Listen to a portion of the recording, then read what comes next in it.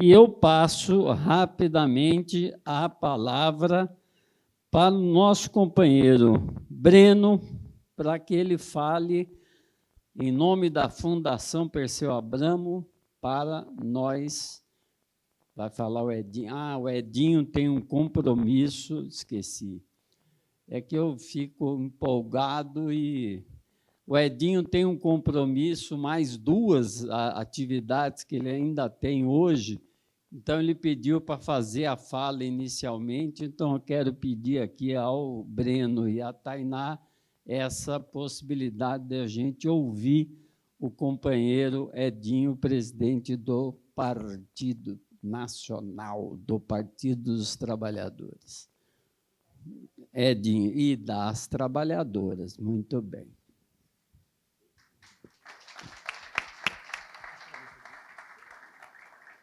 Muito obrigado, Arthur. Eu agradeço a compreensão. É que eu tinha, 18h30, uma reunião com o ministro Boulos e o ministro Sidônio lá no Palácio. Então, eu estou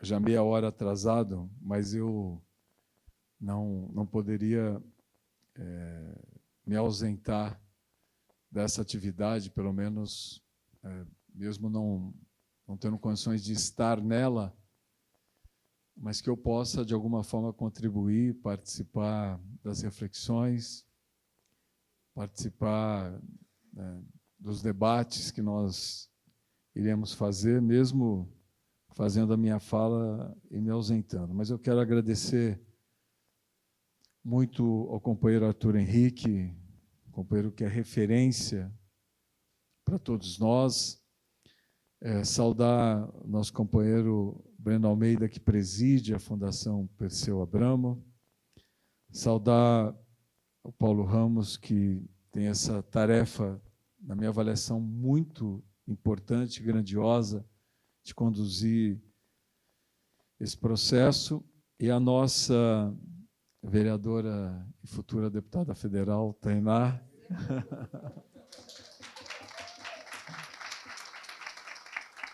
que é uma referência também para todos nós.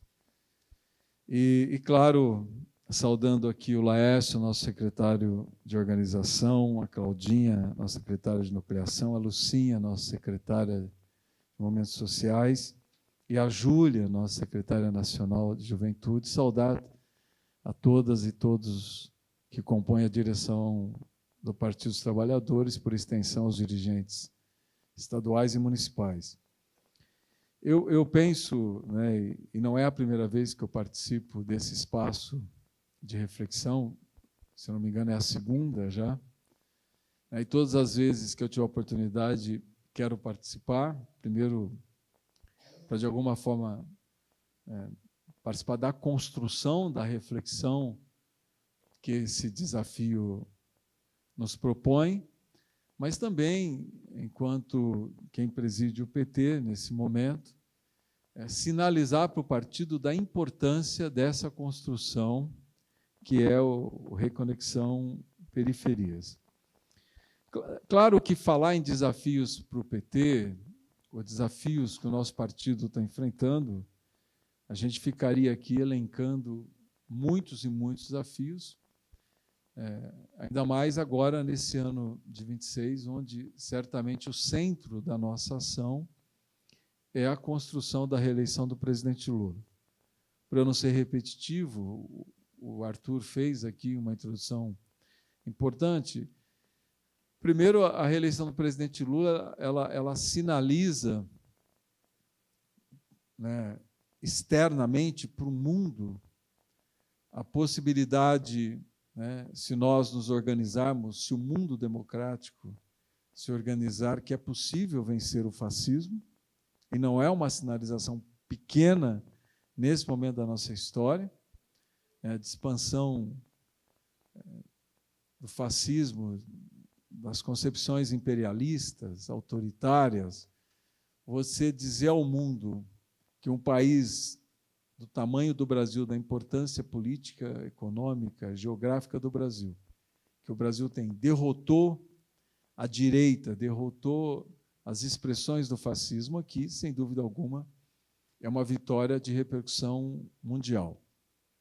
Mas também a reeleição do presidente Lula, ela é fundamental para que a gente mantenha o Brasil no caminho da reconstrução das políticas públicas, de fortalecimento do nosso projeto. O presidente Lula, efetivamente, nesse terceiro ano de mandato, está construindo um mandato também de reconstrução do Brasil. Quando a gente fala reconstrução do Brasil, não é discurso. Nós herdamos um país totalmente desorganizado, desestruturado, com as instituições fragilizadas, com a democracia fragilizada, com todas as políticas públicas literalmente destruídas.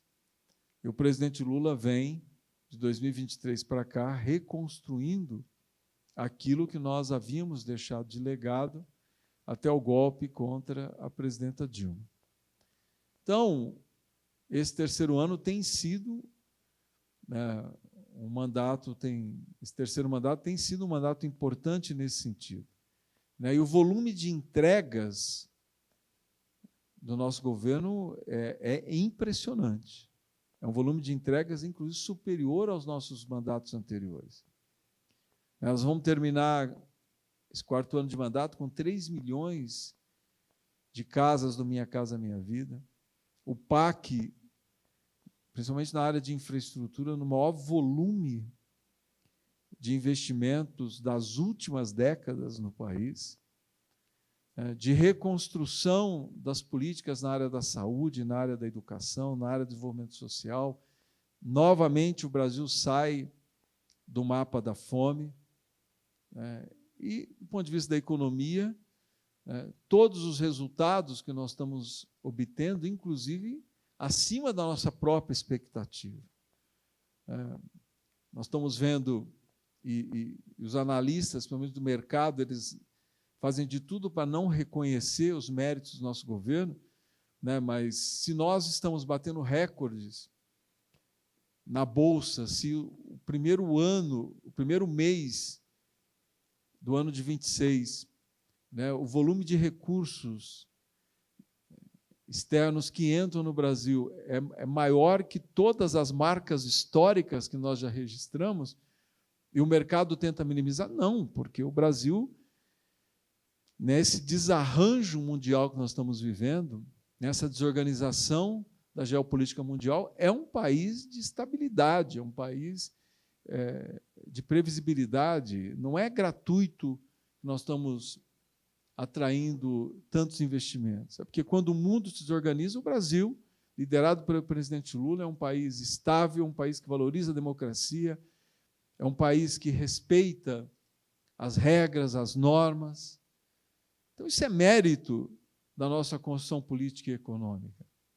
Os recordes de geração de empregos, os recordes de crescimento da renda. Então, nós estamos vivendo um momento muito importante nesse processo de reconstrução do Brasil. Mas, claro, a reeleição do presidente Lula significa a continuidade de tudo isso, mas também a construção de um quarto mandato de legado, onde o nosso programa de governo tem que sinalizar para um legado para as próximas gerações. Portanto, o quarto mandato do presidente Lula será um mandato de reorganização do Brasil para que a gente possa crescer dentro de um projeto de desenvolvimento que seja maior do que tudo aquilo que nós construímos até agora.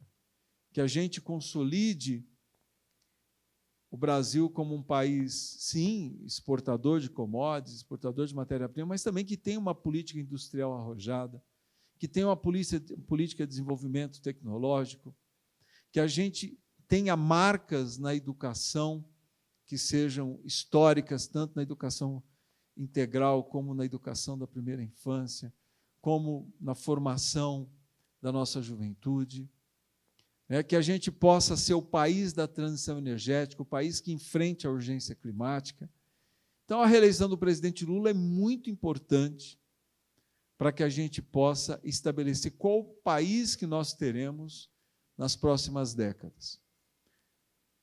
Então, é um desafio imenso que nós temos pela frente.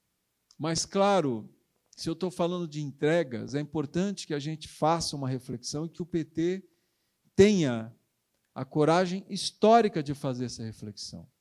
E eu conversava com o Breno agora há pouco, né, do papel da Fundação Perseu Abramo nesse sentido. Que a gente possa entender por que um governo com volume de entregas como nós temos, ele não consegue avançar e sair dessa cristalização da polarização. Por que a gente não consegue avançar no diálogo com as periferias, com a juventude das periferias, com a juventude da nova classe trabalhadora?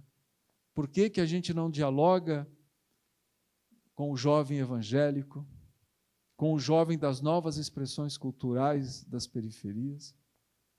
Qual a dificuldade que nós estamos tendo de efetivamente nós tocarmos os corações da juventude, da nova classe trabalhadora, dessa nova configuração socioeconômica que se dá nas periferias diante do processo, principalmente, de modernização do nosso parque produtivo, da extinção de profissões, do surgimento de novas profissões, da expansão das profissões da área de serviços.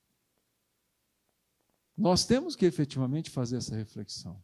Por isso que esse espaço aqui ele é tão importante.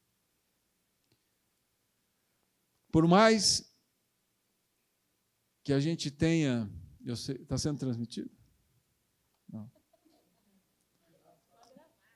Por mais que a gente tenha feito chacota, tenha feito disputa política, nós temos que fazer mesmo, a gente tem que pensar como que um jovem evangélico faz uma caminhada e arrasta 18 mil pessoas com ele.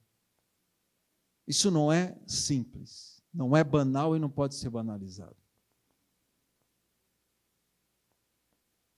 O que leva essa junção de um jovem de periferia, evangélico, de direita, homofóbico, machista, misógino, portanto, com valores do fascismo, ser a maior audiência das redes sociais do nosso país e ser capaz de arrastar a juventude, de arrastar pequenos comerciantes, empreendedores, e chegar em Brasília com 18 mil pessoas. Se a gente não parar para fazer essa reflexão, para ter uma compreensão do que está acontecendo, porque a gente só derrota aquilo que a gente conhece. A gente não derrota o desconhecido. A gente só derrota aquilo que a gente conhece. E essa direita precisa ser derrotada, porque ela é fascista. E ela cria identidade com a juventude das periferias, com os filhos dos trabalhadores e das trabalhadoras.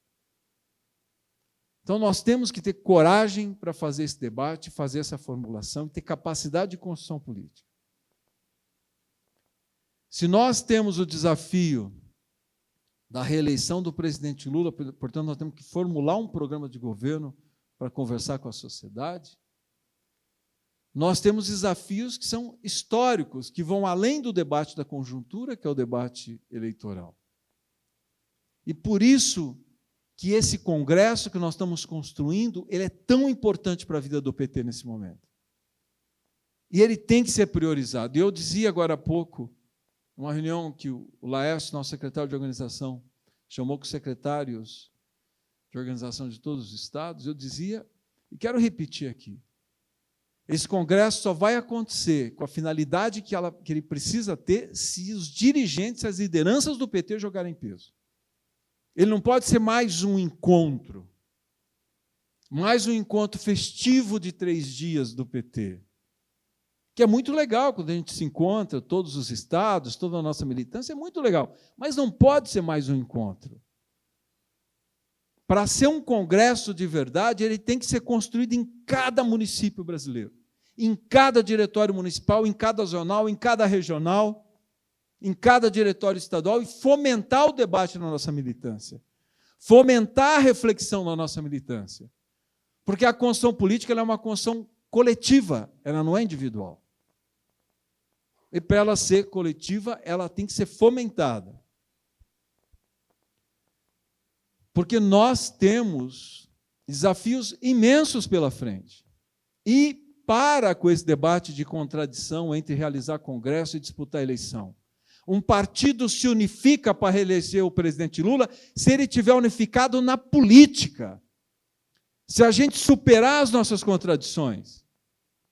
A gente não pode chegar com contradição no processo eleitoral e a gente ficar em dúvida de qual o caminho que nós temos que seguir. Se nós temos dúvida do nosso caminho, como é que a gente convence a sociedade qual o caminho certo? Nós precisamos construir esse congresso com muita força e que ele debata o programa partidário para as próximas décadas, que ele construa o nosso programa partidário para as próximas décadas e que ele debata o nosso modelo de organização, que ele debata o nosso processo de filiação política. Nós queremos que o PT seja um grande partido de massas. Um partido que tenha milhões e milhões de filiados. Queremos. Mas os milhões e milhões de filiados, se quiserem participar do processo decisório do PT, tem que ter vida orgânica. Tem que participar de debate. Tem que entender o que é que nós estamos decidindo nos nossos congressos, nos nossos encontros, nos nossos PEDs. Só um partido que valoriza a vida orgânica é um partido perene. É um partido longevo. Porque grandes partidos de esquerda já sucumbiram na história da esquerda mundial. Porque não souberam entender os seus desafios históricos. Então nós temos que enfrentar o debate da organização interna, o debate programático. E nós temos que debater a nossa forma de organização na base. Por isso que eu defendo, todo mundo sabe que eu defendo, núcleo de base tem que ser instância partidária. Tem que ter processo decisório. Nós temos que valorizar o processo decisório na base do partido, porque senão a gente não organiza partido na base. E por isso que a Claudinha está aqui, nós recriamos a Secretaria de Nucleação, não é porque é bonito, é porque nós temos que voltar a organizar o PT na base, nas periferias, dialogar com as periferias. Pode ser híbrido, presencial, com participação lá, não tem problema nenhum, mas o PT tem que estar organizado na base da sociedade. Não há outro caminho para nós. Então, companheiras e companheiros, esse espaço aqui é fundamental. A construção que vocês estão fazendo aqui é muito importante e é vital para o futuro do PT. Então, que a gente continue debatendo, organizando, pensando a nossa capacidade de diálogo com a sociedade real. E a sociedade real não é a bolha da nossa conveniência. A sociedade real é dialogar com aqueles que são diferentes de nós. Os iguais, a gente já conversa. É conversar com os diferentes. É conversar com aqueles que não pensam igual a nós. Que a gente continue esse processo de construção, mas que a gente construa um belo congresso em abril. Que seja diferente dos encontros que nós fizemos até hoje. Que não pode ser mais um encontro do PT. A gente tem que chegar no congresso com formulação, com unidade na formulação, com propostas que unifiquem o nosso partido e que sinalize o caminho que nós vamos seguir nas próximas décadas. E que essa capacidade de construção política nos dê a firmeza e a clareza para onde nós vamos para reeleger o presidente Lula em 2026 e dar continuidade ao nosso projeto de transformação do Brasil. Muito obrigado a todas e todos. Obrigado, Edinho. Vou te passar aqui na verdade, um resumo daquilo que a gente fez até hoje, que é a difusão do nosso conhecimento. Nós temos o livro Conta Própria, Reconexão Periferias e Periferias no plural, e as revistas, os livros de chacinas e as revistas do Reconexão. Essa capa é maravilhosa. E eu acho. E estão disponíveis para todos os participantes aqui fora, e também para quem não tiver o livro, pode acessar pelo QR Code. Então, obrigado, Edinho, mais uma vez, por estar nos ajudando nessa tarefa.